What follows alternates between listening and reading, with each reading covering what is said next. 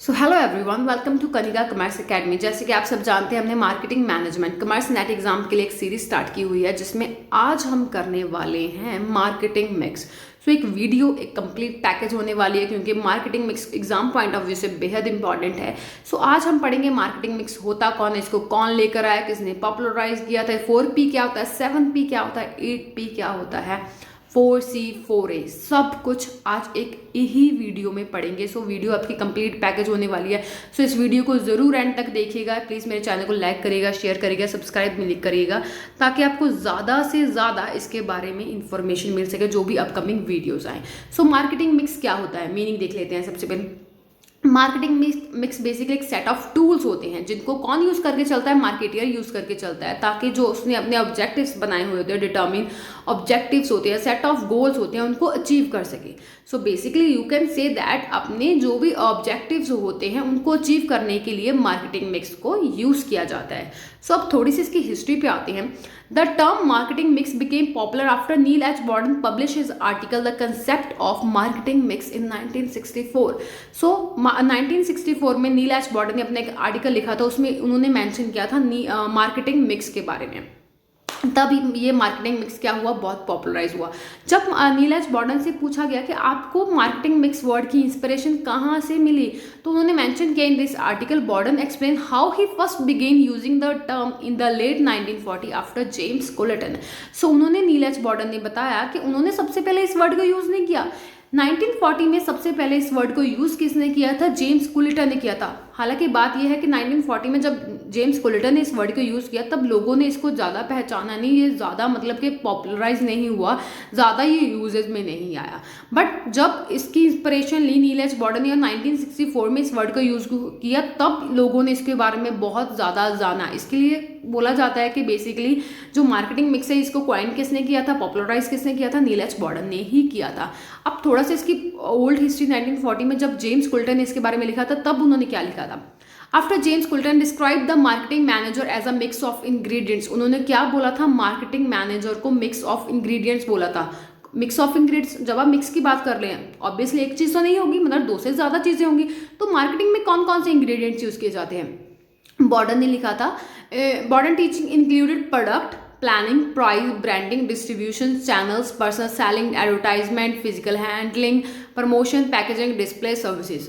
सो उन्होंने क्या बोला था, इतने सारे इंग्रेडिएंट्स होते हैं मार्केटिंग मिक्स में, जेम्स कुलिटन ने बोला था। ओके, अब 4P के बारे में थोड़ा सा देखते हैं। अब हमने जान लिया कि मार्केटिंग मिक्स क्या होती है, एक अलग चीज़ होती है, 4P एक अलग चीज़ होती है। बेशक मार्केटिंग मिक्स में 4P इंक्लूड जरूर किया जाता है, बट मार्केटिंग मिक्स लेकर आने वाला कोई और बंदा था, एंड 4P लेकर आने वाला कोई और बंदा था। सो जब आपने पढ़ा कि इतने सारे इंग्रेडिएंट्स मेंशन किए हुए थे, उन इंग्रेडिएंट्स को 4 लीवर्स में, 4P में लेकर आने वाला कौन था, ई जेरोम मैककार्थी था। ई जेरोम मैककार्थी था जिसने इतने सारे इंग्रेडिएंट्स को सिर्फ 4 में बांटा। 4 वो कौन से थे, आपके product, price, place and promotion थे। ओके, सो बेसिकली 4P बहुत इंपॉर्टेंट है। सो आपकी 4P में पहला P कौन सा आता है, प्रोडक्ट आता है आपका पहला। सो आपका पहला क्या आता है, आपका प्रोडक्ट आता है। एक मिनट रुकिएगा। सो आपका पहला क्या आता है, प्रोडक्ट। प्रोडक्ट आपका टेंजिबल भी हो सकता है, आपका इनटेंजिबल भी हो सकता है। जरूरी नहीं प्रोडक्ट कोई गुड्स हो, प्रोडक्ट कोई सर्विसेज भी हो सकती है। कोई भी चीज़ जिसको आप बेच सकते हो, कोई भी वो चीज़ जो आप मार्केट में ऑफर करके चलते हो, उसको क्या बोलते हैं, हम प्रोडक्ट बोलते हैं। सो प्रोडक्ट की बेसिकली क्या देखी जाती है, उसकी फीचर्स देखी जाती हैं, वो कैसा है, किस काम के में आता है, उसकी क्वालिटी क्या है, कौन से ब्रांड से रिलेट करके चलता है, उसकी पैकेजिंग कैसे की जा रही है, वारंटीज आप प्रोवाइड करवा रहे हो या नहीं, सर्विसेज उसकी कैसी अच्छी, मतलब एक प्रोडक्ट से जुड़ी हुई चीज, हर एक चीज को क्या किया जाता है, देखा जाता है। अब अगर हम बात करें हमारे नेक्स्ट 4P में हमारा क्या आता है, प्राइस। जब आप प्राइस बना रहे हो तो आप क्या देखोगे, प्राइस स्ट्रैटेजीज, जो प्राइस आप डिटरमिन करोगे, तब आप देखोगे कौन कौन से स्ट्रैटेजीज आपने यूज करनी है, प्राइस कैसे तय करना है, प्राइस लिस्ट क्या है, आप कस्टमर को कितने अलाउंसेंस दे रहे हो, कितने डिस्काउंट्स दे रहे हो, आपकी क्रेडिट टर्म्स क्या हैं, ठीक है। आप पेमेंट टर्म्स, आप किस तरह से पेमेंट लेना चाहोगे, कैश में लेना चाहोगे, कार्ड के थ्रू लेना चाहोगे, इतने सारे मतलब टर्म्स हैं। सो बेसिकली आपने कस्टमर के सामने हर एक चीज़ खोल के रख देनी है कि आप कैसे कैसे मतलब उनको डिस्काउंट्स दे रहे हो, कैश डिस्काउंट्स दे रहे हो, ट्रेड डिस्काउंट्स दे रहे हो, अलाउंसेस कितने मिलेंगे, आप कैसे, इतने सारे मेथड्स हैं, आप किस तरह से भी पेमेंट कर सकते हो। सो नेक्स्ट आता है हमारा 4P में 4P में हमारा आता है प्लेस। ठीक है, 4P में आता है हमारा नेक्स्ट प्लेस। प्लेस मतलब क्या होता है, ऐसी जगह जहां पर आप क्या कर सकते हो, अपने प्रोडक्ट को इजीली कस्टमर तक पहुंचा सकते हो। सो बेसिकली प्लेस में आप कौन कौन से ऐसे चैनल्स यूज करोगे जहां से होकर आपका प्रोडक्ट क्या जाएगा, कस्टमर के पास जाएगा। अब वो चैनल्स कौन से हो सकते हैं, आपके होलसेलर भी हो सकते हैं, आपके रिटेलर्स भी हो सकते हैं, आपके एजेंट्स में जो एक सप्लाई चेन पढ़ के चलते हो ना, वो वाली। सो मार्केट कवरेज क्या आपका जो मतलब कह लीजिए आपका जो बिजनेस है वो कितने मार्केट एरिया में फैला हुआ है, आपका कितना एरिया कवर करके चलता है। मतलब आपने आप 5 किलोमीटर्स तक कवर करके चलते हो, 10 किलोमीटर्स तक कवर करके चलते हो कि हाँ भी अगर 10 किलोमीटर तक कोई भी कस्टमर आ गया तो हम उसको क्या करके चलेंगे, अपने प्रोडक्ट्स की मतलब कि सेल करके चलेंगे।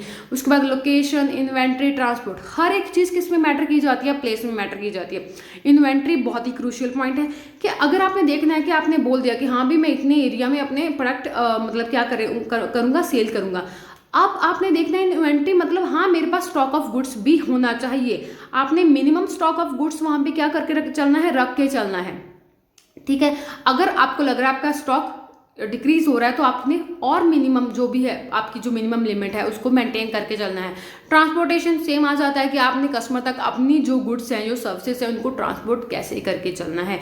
नेक्स्ट हमारा लास्ट 4P आता है हमारा प्रमोशन, कि आपने प्रोडक्ट बनाया हुआ है उसको प्रमोट कैसे करेंगे, सेल प्रमोशन। ठीक है, बहुत सारे तरीके के प्रमोशन होते हैं, आप घर घर जाकर करते हो, डिजिटली प्रमोशन करते हो, एडवर्टाइजमेंट करते हो, पब्लिक साथ रिलेशंस बनाते हो, डायरेक्ट वे में आपने प्रमोट करना है, इनडायरेक्ट वे में प्रमोट करना, totally up to you.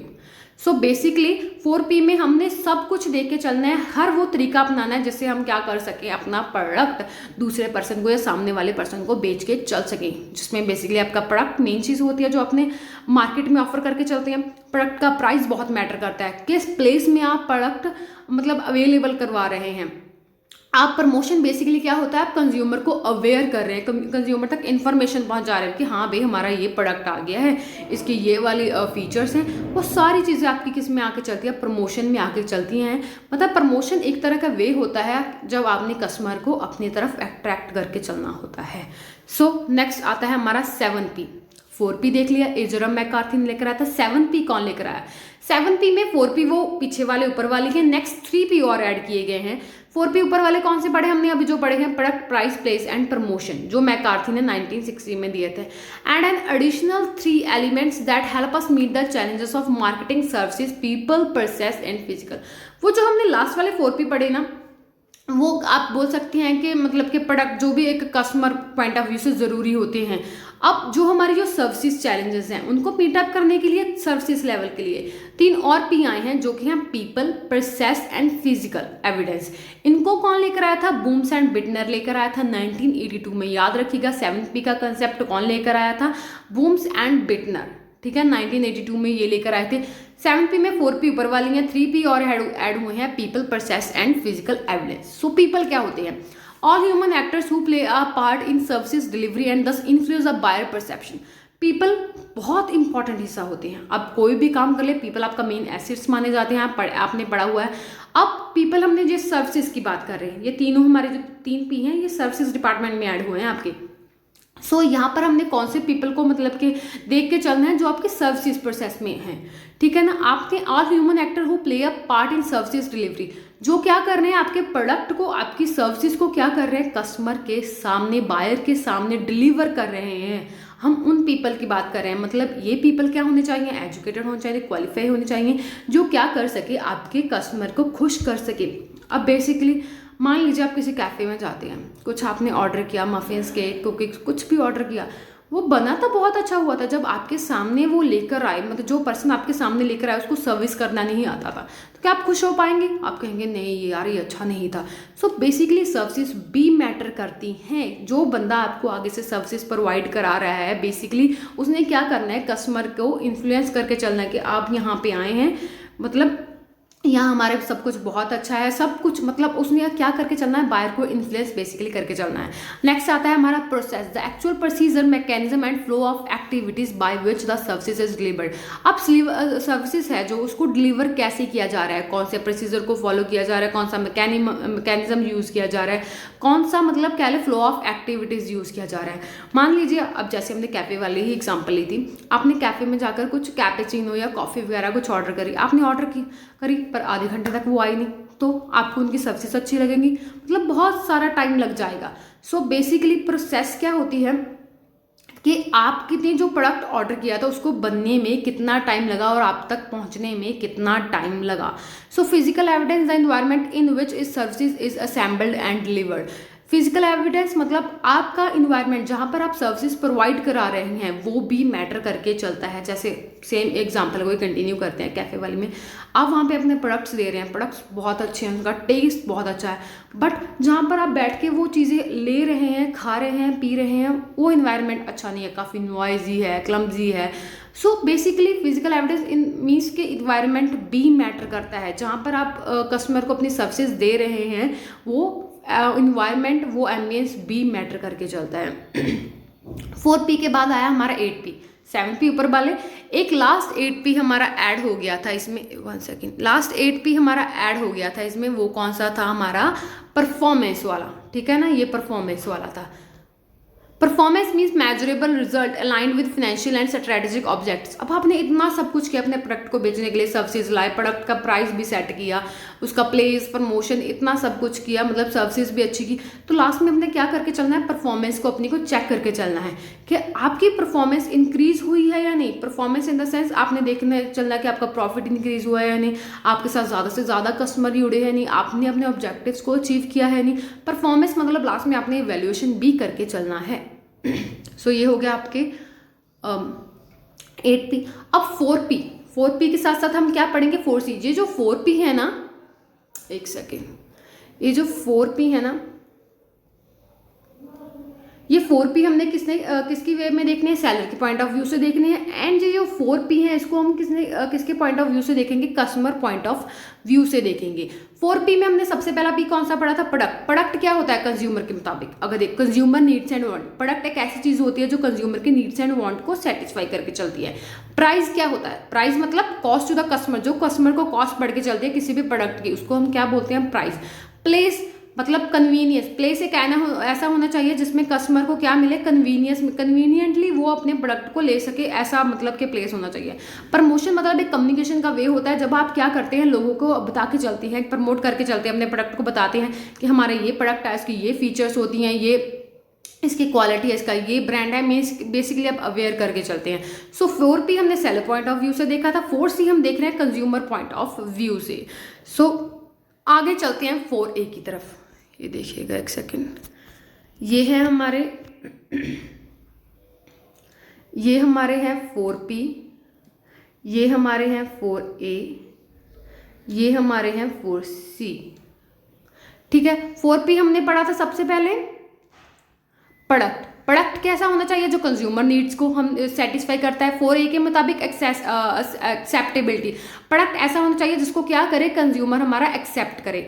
Same 4P हमारा सेलर पॉइंट ऑफ व्यू से था, 4 एंड 4C दोनों ही हमारे कंज्यूमर पॉइंट ऑफ व्यू से देखेंगे कि प्रोडक्ट ऐसा होना चाहिए जो एक्सेप्टेबल हो, ठीक है, कंज्यूमर उसको इजीली एक्सेप्ट कर सके। प्राइस ऐसा होना चाहिए जो अफोर्ड हो सके। प्लेस ऐसा होना चाहिए जहाँ पर कस्टमर इजी एक्सेस, मतलब एक्सेसिबिलिटी उसकी अच्छी हो। प्रमोशन मतलब बेसिकली एक वे होता है अवेयर करने का, जिसमें आप कंज्यूमर को अवेयर करके चलते हैं अपने प्रोडक्ट के रिगार्डिंग। सो अपने ये एक डायग्राम था जो 4P, 4A, 4C में तीनों में रिलेशन बता के चलता है कि प्रोडक्ट क्या होना चाहिए, एक्सेप्टेबल होना चाहिए, कस्टमर नीड्स को सेटिस्फाई करने वाला होना चाहिए। प्राइस अफोर्डेबल होना चाहिए, प्राइस क्या होता है जो हमारे कस्टमर को कॉस्ट बढ़ के चलती है। प्लेस ऐसा होना चाहिए जहाँ पर कस्टमर क्या हो सके, कन्वीनियंटली पहुंच सके, एक्सेसिबिलिटी उसकी अच्छी हो। प्रमोशन मतलब आप कम्युनिकेशन करते हैं, अवेयर करते हो अपने जो भी कस्टमर होते हैं अपने प्रोडक्ट के रिगार्डिंग उनको। So thank you. अगर आपको ये सेशन अच्छा लगा हो प्लीज़ मेरे चैनल को लाइक करिएगा, शेयर करिएगा, सब्सक्राइब करिएगा। होप आपको ये टॉपिक समझ आया। अगर इस टॉपिक में आपको थोड़ी सी भी दिक्कत आती है आप कमेंट सेक्शन में मुझे बता सकते हैं।